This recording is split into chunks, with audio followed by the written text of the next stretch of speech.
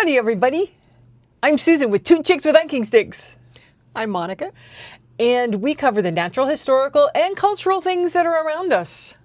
Yes, we do. So most of the time that's going to be parks, monuments, cultural things. Yeah, current stuff also. Oh, yeah, current stuff, yeah. And then this year we might have a couple of just fun trips planned. Yeah, so you can go hiking with us. Maybe not just hiking. That's true, and just seeing things. Yeah, we might go sightseeing. Yeah. We might go sightseeing. Yeah. It's actually going to be kind of an interesting year. So stay tuned for all the things that we're going to bring to you this year.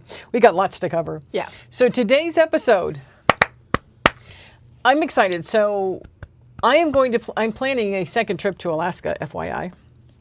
I think we all knew that. Well, in case you missed it in a prior episode, I'm planning driving trip number 2 for Alaska, and very excited. So it'll be a couple days longer than what we did last time we went in 23. And the excitement of that is being able to go back and maybe even go to places that maybe you've seen before. And we're going to cover one of the places that you can see when you're in Alaska. And the name of the place is Kenai Fjords National Park. I had to think of the whole thing. Okay. This is one that I, again, knew nothing about. Well, and it's interesting because Kenai None of you were Fjords, shocked. because you have to have your handy dandy brochure. So some people didn't know how to say it because it's the way it's spelled. Fjords. Not that part. The first Fjords. part. Oh, Kenai. And so if you do, I didn't bring the actual Junior Ranger booklet. Oh, that's what I didn't bring. Damn. Anyhow, the actual Junior Ranger booklet, enough out of you. The actual Junior Ranger booklet actually gives you Pronunciation? It shows you it's Kenai Fjords. And when I see fjords, you know what I think of? Please tell me. The Mighty Nine. Oh. For anybody who does Critical Role out there. Critical Role. I got somebody hooked. We should do an episode just on that, but anyhow. But for today, we're going to cover Kenai Fjords. We're going to cover Exandria. Well, that might take us a bit. Okay. Kenai Fjords National Park, and it is located in Alaska. And you might wonder, where in Alaska is it? Because there's a big Alaska out there, right? If you go from Anchorage, go south. It's south of Anchorage. About 2.5, 3 hours. Wow. Okay. Yeah. So, but I will say this: if you are going to go to, it's basically you're going to go to Seward, Alaska, which is essentially where Kenai Fjords is. I've heard of Seward. Oh, really? Yeah. I don't know why, but I have. Oh, well. Seward is a little like port town. It's a really quaint little seaside port town, and it's where we stayed when we went to Kenai. And I think the interesting thing about being there and going there is the drive from Anchorage down to Seward, because it is just beautiful. I mean, it probably ranks second in roads traveled in Alaska. Number one being the highway that takes you from Denali down to Anchorage. I know a lot of people take Alaska cruises, but if you don't get in a car and drive from Denali down to Anchorage, you're missing out on some of the most beautiful landscape there is. You're like driving in the middle of mountains. Like the mountains are on either side of you and you're just driving, and it's just beautiful. Anyhow, that's my number one place to drive when you're in Alaska. Then the second place is taking this jaunt from Anchorage down to Seward, and it's beautiful. And I tell you, Kenai Fjords, while a lot of people will say the majority of what you want to do when you're in Kenai is to do boat tours and stuff, you can do some stuff on foot. So just bear that in mind. For those of us who get seasick? Well, yeah, although I always find that the boat excursions aren't as wobbly as you might think that they are. But I don't struggle with that kind of motion sickness, so see, I don't know. When you have motion sickness or when you have it bad, even those little wobbles are like, no. Yeah, I will learn. I've learned to stay away from that stuff. But, you know. Well, so this particular park, the importance of this park is they have what is called the Harding Ice Field. And this Harding Ice Field actually goes down into like 40 different glaciers. Like, it feeds a lot of the glaciers. Wow, okay. Yeah, so, people are always like, well, I'm going to go to Glacier National Park. Like, you go right on ahead and go to Glacier National Park, and you'll be lucky if you can see a glacier when you're in Glacier National Park, and that's the one that's in Montana. Right. It's a beautiful park, and I love that park, and I will always go back to that park because it is beautiful, but it is not the place to see glaciers. The place you see glaciers are in places like in Alaska. Right. And in Kenai Fjords National Park, you can see a ton of them in these more remote type of areas that are it's just beautiful. It really is. So anyhow, that's the main thing here, is that you've got the Harding ice field that then branches off into all these different glacial places that you can go to. So this is why they say that when you go to this particular park, getting out on a boat and seeing it is really important. Mm-hmm. And I agree. If you really want to see some up close and personal things with the glaciers, you'll want to do that. Yeah, that makes perfect sense. But so when you look at Kenai Fjords, it's kind of like long and not a lot of accessible, but the north part of Kenai Fjords is accessible. And that is where what is called Exit Glacier is. And I'll tell you what, if you go up to Exit Glacier, where Exit Glacier is, if you go up there, there is a national park sign there that you can take a picture in front of, a national park saying, it's Kenai Fjords.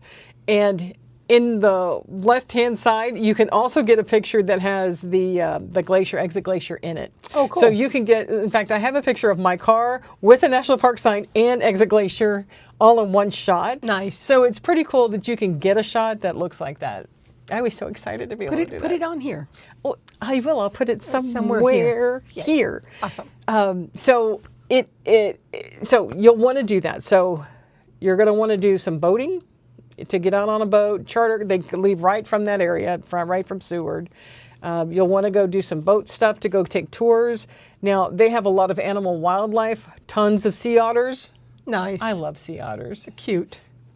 I love sea otters. I just saw a little video of a baby otter discovering sardines for the first time. It's so cute. Doggone it, adorable. Okay, I don't know about that, but cute. They are pretty cute.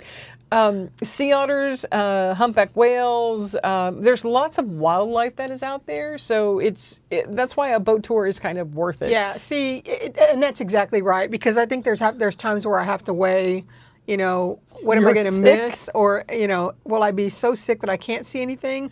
Is it kind of worth that? And yeah, I mean, and sometimes it is. Because I have taken a boat trip where I was sick the entire time, but yeah, that's not fun. It's not fun, but I did see stuff, Okay. Risk and reward. Risk and reward. And you would really want to think about that, particularly because I look at Kenai Fjords being, probably say 90% on the water kind of thing, much like Biscayne National Park is. Mm-hmm. Biscayne National Park out there Florida way, off of the coast of Florida, is 90% water. So it's not really a place you go land on and do something. So that's what's nice about Kenai Fjords, is that you go to that northern part and do the Exit Glacier hike. There's a hike out there to go to Exit Glacier. There's multiple types of hikes you can do going that direction, so you can get there, see it, and I'll show some pictures of when I was out there.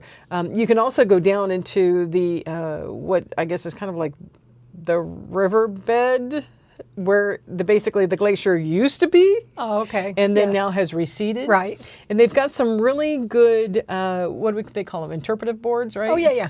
Interpretive boards that show you over the years how much it has receded. Yeah. It's sad. That's like those pictures that sometimes you see on the internet where you can move the slider and you can see the before, and then you move the slider and you're like, oh, yeah. Yeah. I mean, it's receded a lot. But, just like when we talked about Glacier Bay, right? Glacier Bay used to be a glacier. Right. And it all receded, and now it's a bay, right? So you think about how many years, thousands and thousands of years for it all to recede, but we're seeing this, it's speeding up, the recession. Right. Or recession? The recession? No, what's the word for that, Monica? Rescind? No. When it went backwards. Somebody tell us. It receded. There you go. When it receded. It's a recession, I think. It made me not think that, but okay. But it's kind of sad. Even like if you go to like Mendenhall Glacier, which is out in Juneau, by Juneau, Alaska, same kind of thing. You see the mark of time. But it's also kind of interesting. It's like when you go to Hawaii and you see volcanoes and you see the lava flows for whatever year it is. Right. They have signs that have what year that lava flow happened. I mean, it marks time. Yeah, yeah. So, well, exactly. Yeah. I mean, we're not looking at anything that's like 1,000 years old. No. We're looking at things that are, you know, thousands and thousands of years old. Yeah, yeah.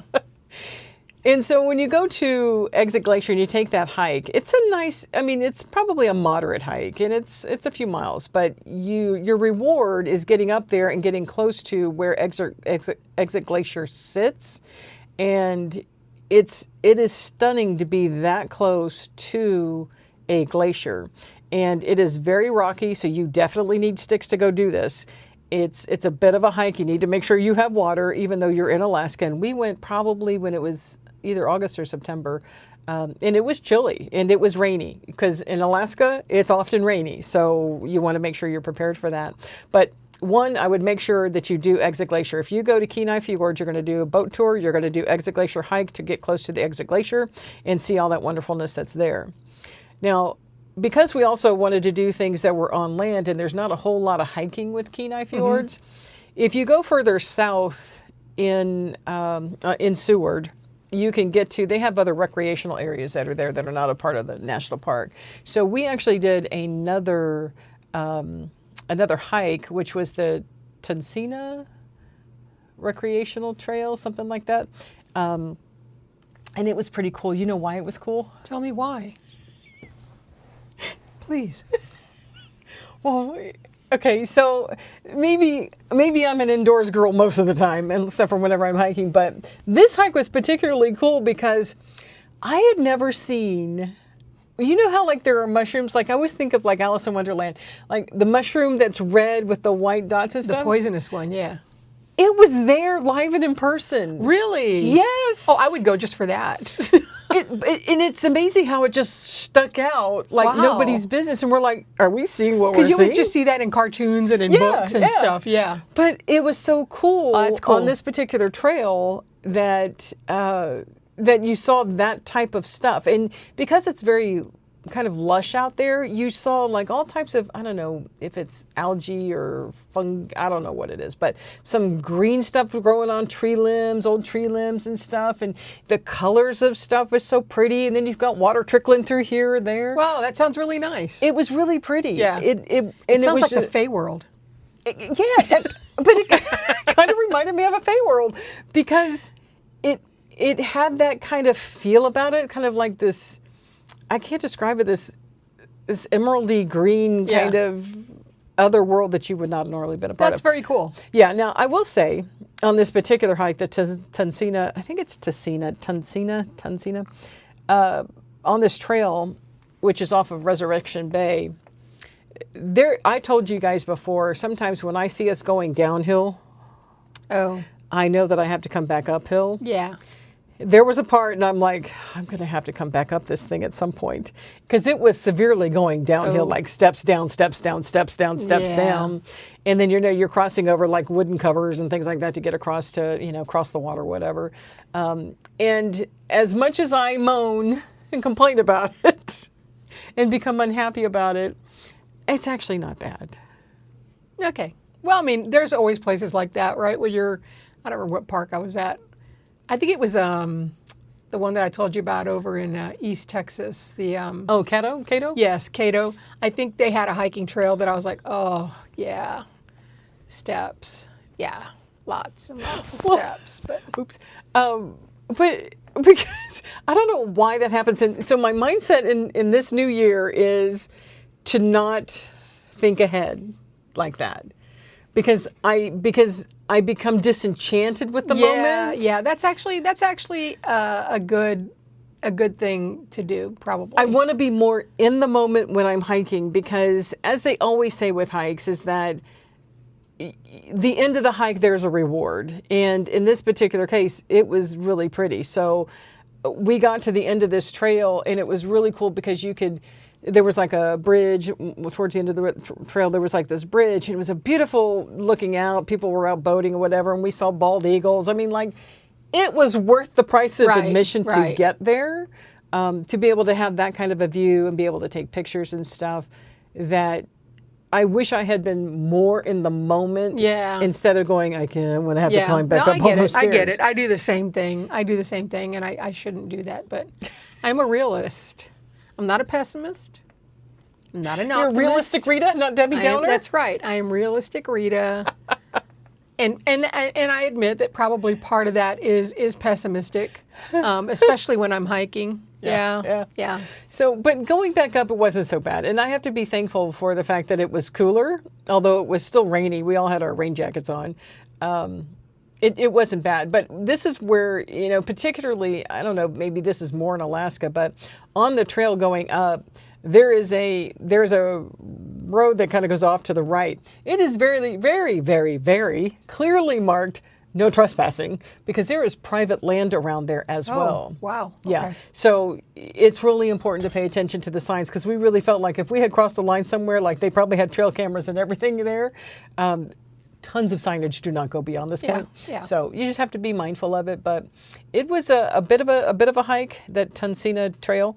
But it was worth every penny. So, because we wanted to do more things on the land and really explore that area, so that's why we did that. And that trail is part of Kenai Fjords. It is not part of Kenai Fjords. Oh, it is not. Okay. But when you're going to Kenai Fjords and you're looking for things that you might want to do on land, you may as well stop here. It's just a little south out of town, out of Seward, to go down to this place. And there's a lot of recreational stuff that's down there too. So depending upon the time of year you go and what the weather is, you might see a lot of people out there, whether they're boating or fishing. Lots of fishing out there. Cool. Lots of local restaurants to partake of the halibut.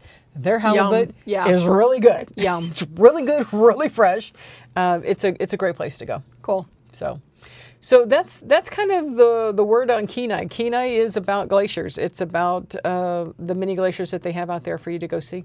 Diane, if you're watching, Diane, would you hurry up and retire? And I know you're going to do stuff here in Texas, but you're going to have your place in Alaska, and I am ready to go visit. Well, nothing like encouraging that, right?